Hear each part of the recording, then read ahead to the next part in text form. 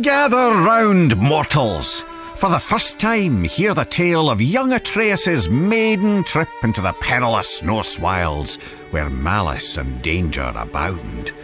Attempting to help a vulnerable creature, the boy wandered out beyond his protected woods alone. But I can't tell the whole story here, can I? You'll have to step inside.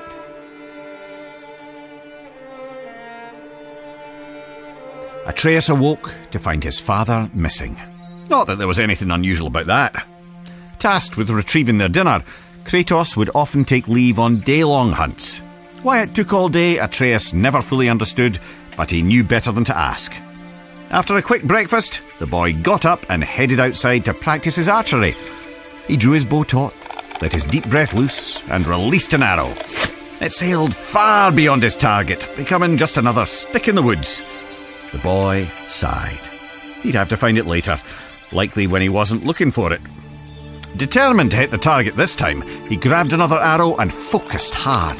He held the string till his arm burned and let it fly. A bullseye! Well, almost. Maybe if you looked at it from a certain angle. You know. His mother called, and though he wasn't quite done yet, Atreus put his arrows down and went inside. Every day she would teach him, mostly language and archery. Honestly, the kid was pure dead brilliant, reading and writing on his own already. Today she gave him a lesson he was especially excited about. The creatures of the Norse wilds. Berserkers, trolls, witches, and even the undead. After answering her son's many questions, Atreus' mother sent him back out. He fired a few arrows, missing with most of them. He wasn't a bad archer, really, but he wasn't easy on himself either. Frustrated, the little bairn sulked off into the woods.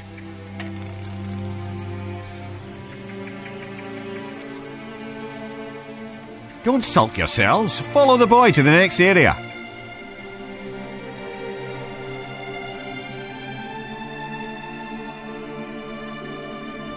Atreus climbed up and sat cradled in the branches of one of his favourite trees.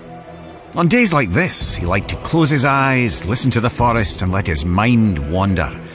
This kind of solitude never felt lonely to him, perhaps because he could hear things others could not. Ever since he could remember, the thoughts of others, animals mostly, could intrude upon his own. He couldn't much control it, and he didn't tell his mother or father of it, but it only added to the boy's absolute captivation with what adventure might lie past his all-too-familiar woods. As Atreus craned his head in an attempt to hear even farther, a desperate cry for help crept in at the edges of his mind. Not a whisper in his ears, but rather a shout inside his skull. Atreus shot up, and as he did, heard a second voice, a call to adventure, taunting him with the promise of a hero's journey. He jumped down from the tree and ran toward the voices. They grew louder and louder, overwhelming him to the point that he halted abruptly, stumbling as his inertia nearly overtook him. He hesitated there, knowing it would displease both his parents to venture further.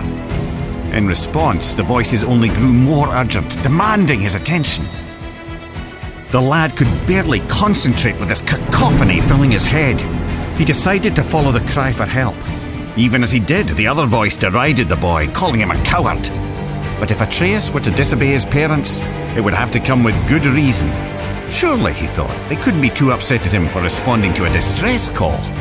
Nearly convincing himself this might be true, Atreus took a deep breath and stepped out of the protected woods he'd known all his life into the foreboding Norse wilds.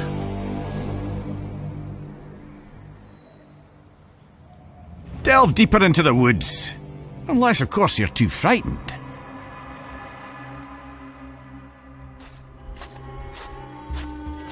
Making his way through Midgard's unfamiliar terrain, the pained cry of a wounded doe rang out, carried on the frigid breeze.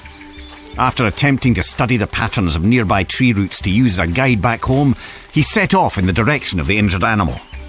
He imagined himself as the gods from his mother's stories, travelling to distant realms on the great tree Yggdrasil. He was brave Tyr, mapping the unknown for the good of all the realms. He was the mighty Ullr, on a hunt for honour and glory. He was lost, completely and hopelessly so. The woods now seemed to be a repeating maze of trees and jagged boulders. His growing panic was interrupted by sharp screams of agonising pain. The wounded animal was near and in true peril. Forgetting his own dilemma, Atreus shot toward the cries of the beast. And there, in a clearing near a creek, he saw it. A wounded doe lay on the ground. The matted, blood-stained fur on its chest heaved up and down as it struggled to breathe. An arrow jutted out of its neck. But what hunter would seek an innocent doe and fail to finish it off? The animal looked Atreus straight in the eye. Its pained grunts eased now as its pupils contracted. The one he had called had come. "You're safe now. I'm here," Atreus said, clumsily attempting to comfort the poor soul. "You can let go." The doe's strained breath became shallower. It took one final gulp of air in and ceased to move. Atreus laid his hands on the doe's heart and softly recited Norse death rites, inspired by his mother's teachings. The boy sighed, and his eyes drifted upward. As they did, he noticed there was far too much blood on the ground for a simple arrow wound. The red stains in the snow trailed off into the deeper brush. Atreus jumped to his feet to follow it.